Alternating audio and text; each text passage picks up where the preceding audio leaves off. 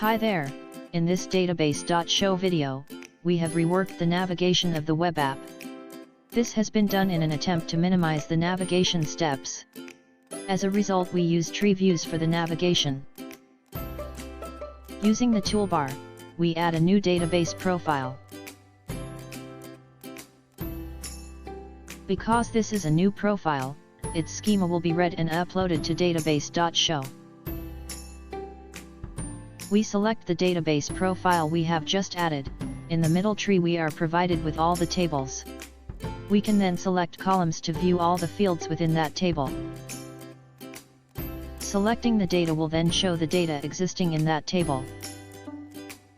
To update our database profile, we select the database profile and click the Database Profile Edit button.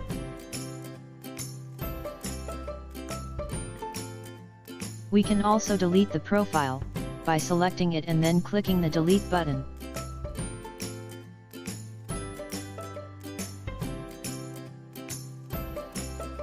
Let's create the profile again and then connect to the backend database to retrieve all existing databases and load them to the tree view. We create the profile.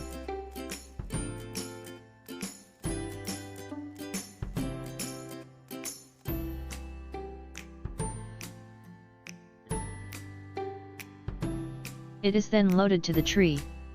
We need to select it as it has the connection settings to our backend database server. At any time, we can test our connection to the backend. Just like before, we can see our columns and data. We want to connect to the backend and retrieve all databases. Let's click the Database Refresh button. This creates database profiles using the connection settings we used before. We can then select each profile we want to view, then connect to it to retrieve its complete schema. This then loads the available tables and fields and we can then view and document the schema. Also, we are able to view the underlying data.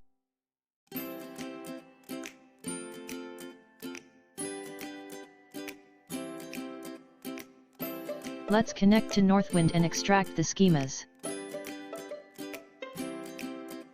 Our linear progress will be running on the toolbar until the process is complete.